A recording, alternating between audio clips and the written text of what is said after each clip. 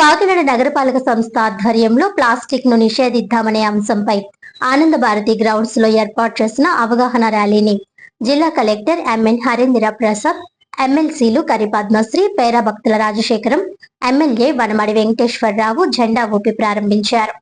ఈ సందర్భంగా పట్టణ ప్రజలకు పర్యావరణ రహిత జూట్ బ్యాగులను పంపిణీ చేశారు. పారిశుధ్య కార్మికులతో మాట్లాడిన జిల్లా కలెక్టర్ ప్లాస్టిక్ వినియోగాన్ని పూర్తిగా తగ్గించేందుకు ప్రజల భాగస్వామ్యం అత్యవసరమని తెలిపారు. మార్కెట్ కు వెళ్లేటప్పుడు గుడ్డ సంచులు, గోనె సంచులు తీసుకువెళ్లే అలవాటు మళ్లీ ప్రారంభించాలని సూచించారు. ప్లాస్టిక్ వ్యర్థాలు సముద్రంలోకి చేరి మైక్రో ప్లాస్టిక్ గా మారి చేపల ద్వారా మన శరీరాల్లోకి చేరుతున్నాయని, దీనివల్ల క్యాన్సర్ వంటి ప్రాణాంతక వ్యాధులు వస్తున్నాయని కలెక్టర్ ఆందోళన వ్యక్తం చేశారు. ప్రతి కుటుంబం ప్లాస్టిక్ నిషేధానికి సంకల్పంతో ముందుకు రావాలని పిలుపునిచ్చారు. ఎమ్మెల్సీ పేరా భక్తుల రాజశేఖరం మాట్లాడుతూ చట్టాల కంటే ప్రజా చైతన్యంతోనే ప్లాస్టిక్ రహిత సమాజం సాధ్యమవుతుందన్నారు. ఇళ్ల వద్దే తడి, పొడి చెత్తను వేరు చేసి ఇవ్వడం ద్వారా రీసైక్లింగ్ సులభమవుతుందని చెప్పారు. ప్లాస్టిక్ విక్రయాలపై కఠిన చర్యలు తీసుకోవాలని అధికారులకు సూచించారు. ఎమ్మెల్సీ కరి పద్మశ్రీ మాట్లాడుతూ ప్లాస్టిక్ వినియోగాన్ని తగ్గించడంలో మహిళల పాత్ర కీలకమని అన్నారు. పిల్లలకు చిన్నప్పటి నుంచే ప్లాస్టిక్ వల్ల కలిగే నష్టాలపై అవగాహన కల్పించాలని సూచించారు. ఎమ్మెల్యే వనమడి వెంకటేశ్వరరావు మాట్లాడుతూ రాష్ట్ర ప్రభుత్వం చేపట్టిన స్వర్ణాంధ్ర స్వచ్ఛాంధ్ర కార్యక్రమంతో పరిశుభ్రమైన ఆంధ్రప్రదేశ్ నిర్మాణం సాధ్యమవుతుందని అన్నారు. ప్రజల భాగస్వామ్యంతోనే ప్లాస్టిక్ నిషేధం విజయవంతమవుతుందని తెలిపారు. ఈ కార్యక్రమంలో కార్పొరేషన్ అధికారులు, పారిశుధ్య సిబ్బంది, సచివాలయ సిబ్బంది తదితరులు పాల్గొన్నారు. నేను నా పరిసరాల పరిశుభ్రత కొరకు ప్రతిరోజు కొంత సమయం కేటాయిస్తానని నా వంతు కృషిగా స్వచ్ఛత కార్యక్రమాల కొరకు శ్రమదానం చేసి పరిశుభ్ర ఆంధ్రప్రదేశ్ సాధించే సంకల్పానికి కట్టుబడి ఉంటానని, ఆంధ్ర రాష్ట్రాన్ని పరిశుభ్రంగా ఉంచడంలో సహాయం నా తోటి వారికి కూడా స్వచ్ఛతపై అవగాహన కల్పించే దిశగా ప్రయత్నిస్తానని, భవిష్యత్ తరాల కొరకు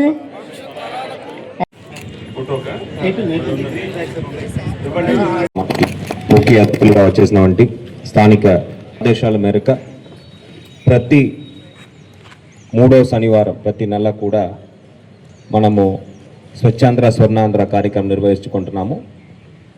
ఈ కార్యక్రమంలో భాగంగా ప్రతి నెల కూడా ఒక థీమ్ తీసుకొని ఆ థీమ్ మీద మనము వర్క్ చేస్తున్నాము. ఈ నెల థీమ్ ఏంటంటే మనము పూర్తిగా ఈ సింగిల్ యూస్ ప్లాస్టిక్ అనేది నిషేధించాలి అనే ఉద్దేశంతో మనము ముందుకు వెళ్తున్నాము.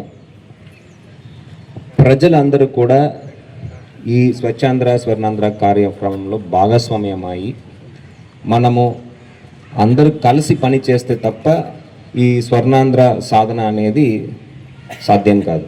అదేవిధంగా ప్లాస్టిక్ కీ యూజర్ ఎవరంటే జనరల్ పబ్లిక్. ఇప్పుడు మీరు దీంట్లో భాగస్వామ్యం కాకపోతే మనము ప్లాస్టిక్ నిషేధిత అనేది జరగదు. కాబట్టి నా రిక్వెస్ట్ ఏంటంటే ప్రజలు ప్రతి ఒక్కరు కూడా ఎక్కడైతే మనము ప్లాస్టిక్ వాడుతున్నామో దానికి సబ్స్టిట్యూట్స్ ఆల్టర్నేట్గా చాలా ఆప్షన్స్ ఉన్నాయి మనకి. ఉదాహరణకి పక్కన ఉన్న డిపార్ట్మెంటల్ స్టోర్కి వెళ్తున్నామంటే ఒక గోనె సంచి పట్టుకు వెళ్ళవచ్చు. మనం గతంలో పట్టుకు వెళ్ళేవాళ్ళం.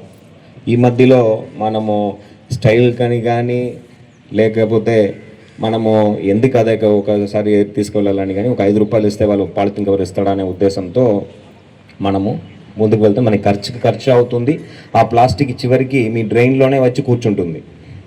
మీరు మా వాళ్ళకి అప్పు చెప్పరు, కార్పొరేషన్ వాళ్ళకి మీరు బయట వేస్తారు, అది డ్రైన్కి వస్తుంది, డ్రైన్ నుంచి సముద్రానికి పోతుంది, సముద్రం నుంచి మైక్రో ప్లాస్టిక్గా మళ్ళీ మీరు తినే చేపల ద్వారా మీకే వస్తుంది. ఈ ప్రకృతి ఎలా అంటే మీరు మంచిది చేస్తే తిరిగి మంచిది చేస్తుంది, చెడ్డది చేస్తే తిరిగి చెడ్డది చేస్తుంది. అది ప్లాస్టిక్ అలాంటి చెడ్డది. అది మనం పూర్తిగా అరకట్టాలి. ఈ మధ్యలో మనము ప్లాస్టిక్ వల్ల చాలా సమస్యలు మనకి ఆరోగ్యపరంగా వస్తున్నాయని తెలుసుకుంటున్నాము. క్యాన్సర్ లాంటి రోగాలు కూడా ఈ ప్లాస్టిక్ కంటామినేషన్ వల్ల వస్తుందనేది కూడా సైంటిఫిక్ స్టడీస్ ద్వారా మనము గుర్తించడం జరిగింది. కాబట్టి ప్లాస్టిక్ నిషేధిత మనము ప్రతి ఒక్కరు కూడా దాన్ని దృష్టిలో పెట్టుకొని చిన్న చిన్న స్టెప్స్ మీరు తీసుకోగలిగితే డెఫినెట్గా మనము ప్లాస్టిక్కి కమ్యూనిటీ నుంచి మన జిల్లా నుంచి పూర్తిగా మనము అవాయిడ్ చేయవచ్చు. ప్లాస్టిక్ గ్లాస్ ఇస్తున్నారు, ఇంకా మళ్ళీ ప్లాస్టిక్ బాటిల్తో ఈరోజు వాటర్ తీస్తున్నారు హోటల్స్లో. ఆ హోటల్స్లో కూడా మిగతా హోటల్స్ కూడా మార్పు చేసినట్టయితే ఆ బాధ్యత తీసుకోవాల్సింది ఈరోజు మన కమిషనర్ గారు, హెల్త్ ఆఫీసర్ గారు తీసుకున్నట్టయితే అది కూడా తగ్గుతుందని కూడా ఈ సందర్భంగా తెలియజేస్తుంది. ఈ రోజున అది కూడా బాధ్యత తీసుకోవాలి. ఈరోజు మీరందరూ కూడా ఒకసారి ఆలోచించాలి. కాకినాడ నగరంలో ఉన్న ప్రజలందరూ కూడా, మీరు మనం అందరూ కలిసి టోటల్గా ఇప్పుడు మనం డ్రైన్ క్లీనింగ్ చేస్తున్నామండి. నిన్ననే అన్నీ చూసాం, మొత్తం అన్ని డ్రైన్లు కూడా క్లీన్ చేయాలని చెప్పి ప్రతి సమ్మర్లో ఎప్పుడు చేస్తూ ఉంటాం మనం. అక్కడికి వెళ్తానండి, టోటల్గా అన్ని ప్లాస్టిక్ బాటిల్, ప్లాస్టిక్ గ్లాసులు, తర్వాత పెద్ద పెద్ద పరుపులు, ఇంట్లో ఉన్న సామాన్లు పాడైపోయినా వదిలేసేస్తున్నారండి డ్రైన్లో. నేను తీస్తుంటే అయ్యే వస్తున్నాయి అన్నీ కూడా. అంటే మీ ఇంట్లో డస్ట్బిన్ లాగా కాలువ వాడేస్తున్నారు కాకినాడలో తీసుకెళ్ళి. చెడిపోయిన డ్రైన్లో అయితే ఇంక అన్నీ విరిగిపోయిన మంచాలు, పాడైపోయిన వస్తువులు అన్నీ కూడా అందులో వేసేస్తున్నారు. నేనేమంటానంటే ఈరోజు మనందరూ కూడా ఆలోచించాలి. మన కాకినాడ, మన ప్రజలు, మన పిల్లలు అందరూ బాగుండాలంటే ఇందులో ప్రతి ఒక్కరు మనం ఇది డ్రైన్ కానీ రోడ్డు కానీ ఏదైనప్పుడు ఒకటి కాకినాడ మీ ఇంటిని ఎలా చూసుకున్నారో కాకినాడ కూడా మనం అలాగే చూసుకోవాలి. మీరు అందరూ బాధ్యత తీసుకోవాలని ఈ సందర్భంగా తెలియజేస్తున్నాం. కాకినాడ మొత్తం బాధ్యత తీసుకోవాలి. మన ఇంటి దగ్గర ఏమో శుభ్రంగా ఉంచుకొని మనమేమో ఈ చెత్త అంతా తీసుకెళ్ళి పక్కన వేసేస్తే పక్కన కూడా చాలా దారుణంగా తయారవుతుంది. నేనేమంటానంటే మనందరూ కూడా ఎవరైనా వేసినా సరే వాళ్ళకి చెప్పండి, అమ్మ కాలువలు వేయకండి, మనం పొడి చెత్త తడి చెత్త వేరు చేసి మళ్ళీ వాళ్ళు వస్తున్నారు కదా కార్పొరేషన్ వాళ్ళు, వాళ్ళకి ఇస్తున్నాం కదా, మనం నచ్చ చెప్పండి వాళ్ళకి.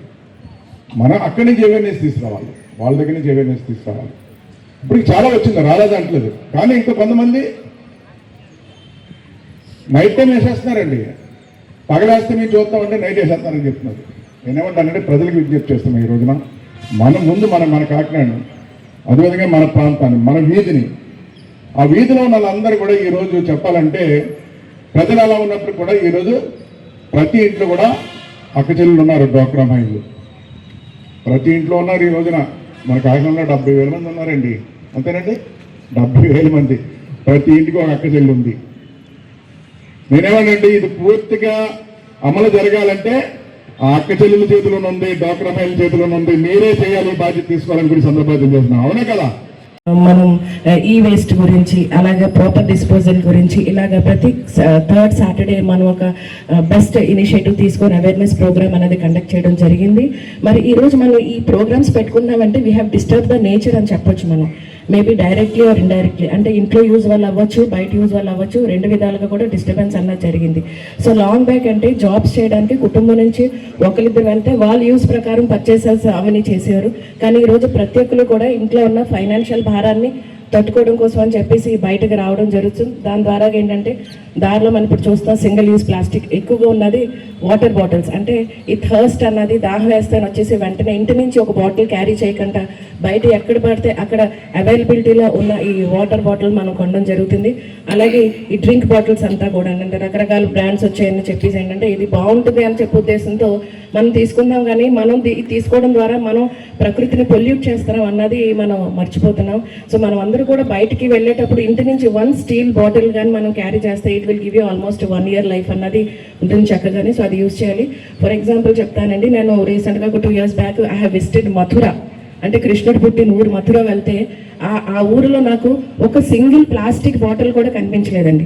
సింగిల్ ప్లాస్టిక్ బాటిల్ కానీ, సింగిల్ స్పూన్ కానీ, డిస్పోజ్ చేసే మన సింగిల్ ప్లాస్టిక్ గ్లాస్ కానీ ఊర్లో ఎక్కడ కూడా కనిపించలేదు. నేను చాలా వెతికాను, ఆల్మోస్ట్ నేను 3-4 hours ఊరంతా తిరిగాను కానీ ఐ డెంట్ ఫైండ్. ఎందుకంటే అక్కడ పీపుల్ అన్నది అవేర్నెస్ తెచ్చుకున్నారు ఏంటంటే ఇది ప్రాబ్లం. అక్కడ ఉన్న ప్లేసెస్లో కూడా దానికి సబ్స్టిట్యూట్ కానీ ఈ ఆకులతో తయారు చేసిన కానీ, పేపర్ కానీ, ఇలాంటి రకరకాల అన్నీ వాడి వాళ్ళ ఊరిని వాళ్ళు క్లియర్గా ఉంచుకున్నారు. అంటే మన భారతదేశంలో ఒక ఊరు అలా చేయగలుగుతున్నారంటే మనం ఎందుకు చేయలేము? సో ఆ ఇనిషియేటివ్ అది మనం మైండ్లో పెట్టుకొని మనం చెయ్యాలి అనుకుంటే డెఫినెట్లీ చేయగలుగుతాం. Where there is will there is a way. అంటే మనం అనుకోవచ్చు ఇతరులు వాళ్ళు చేస్తారు, లేదు, ఫస్ట్ స్టెప్ మనం ఎందుకు తీసుకోకూడదు? మనం గుమ్మం దాటేటప్పుడు ఇది మనం ఈ రూల్ ఎందుకు ఫాలో చేయకూడదు? ఎందుకంటే ఇది ఒక్కరు మనతో అవ్వదండి, మనతో పాటు మన పిల్లలు, మన నైబర్స్, మనం అందరూ కూడా మనం సొసైటీతో పాటు నడుస్తాం కాబట్టి తెలిసి తెలియకుండా సొసైటీతో అందరూ కలిపి పొల్యూట్ చేసేస్తున్నాం. అలాగే ఇప్పుడు ఇదే స్టెప్ తీసుకొని అందరూ కలిసికట్టుగా ఉండి అవేర్నెస్ ప్రోగ్రామ్ కానీ మనం చేసుకుంటూ అలాగే మనం పాటిస్తూ ఉంటేనే డెఫినెట్లీ రాబోయే రోజుల్లో ప్లాస్టిక్ ఫ్రీ ఆంధ్రప్రదేశ్గా మనం తీసుకురాగలుగుతామని చెప్పేసి నేను నమ్ముతున్నాను.